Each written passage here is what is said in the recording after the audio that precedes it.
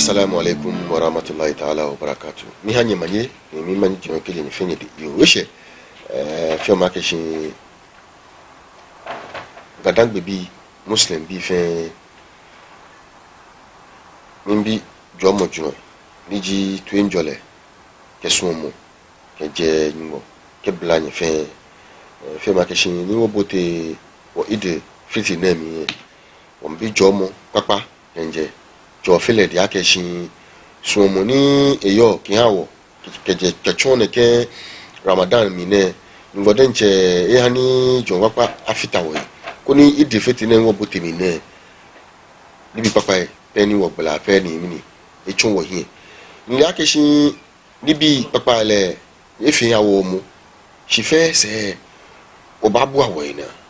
wo bote mine nibi papa fe wo fe du Ramadan ne if you want to see, the care will last 10 days.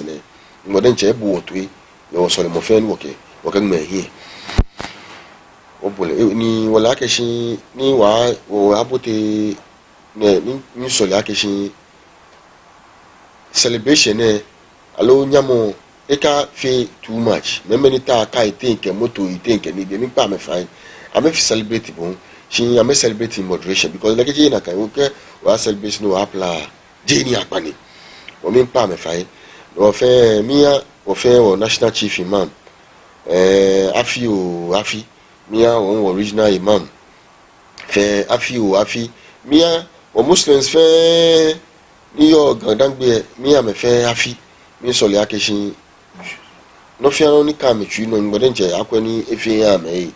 no fi anu na meta wo hu e ngode nje akwa Ramadan na ni wo fe ne ko ni pa fe na me bie ne fi ha me wasalmu ke o fa pa moji e ko me fi mo ayin wotin ke twi papa o kenye wo fe wotin pe una ke shi onyo buti o mugo shi amni o ko nde ba we ni eni mpo no ba ye tutu ko enka ke shi ke nkon wale pe won bote mugo shi ami ni aye ni shi bi ane etumo na ka shi fe la ke shi ni bi ba chake wo ba fe nke shi da pele ba nche ke manche ni jinumo ni adote otinto nje enyo no SEMPE fe manche ke ga fe mankralo nke shida pele un ba wo fe wo national chief man nji Sheikh Osman no sharubutu ke shida pele wo manye na adukwe uno jiro ni ji wo fe wo chole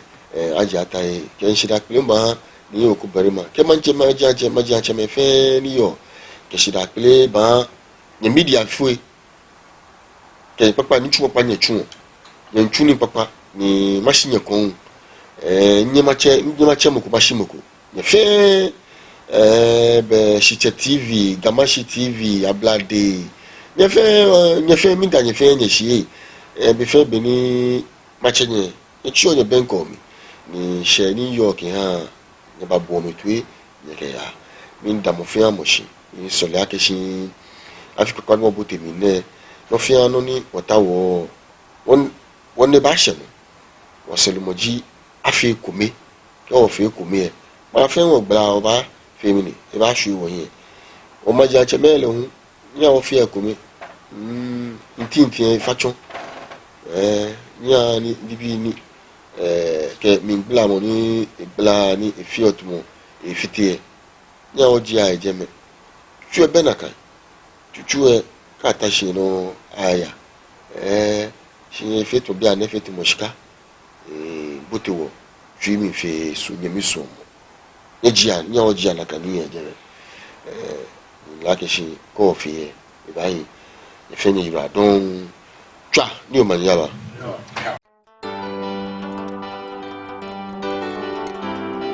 mama talanu mama mero salvanurai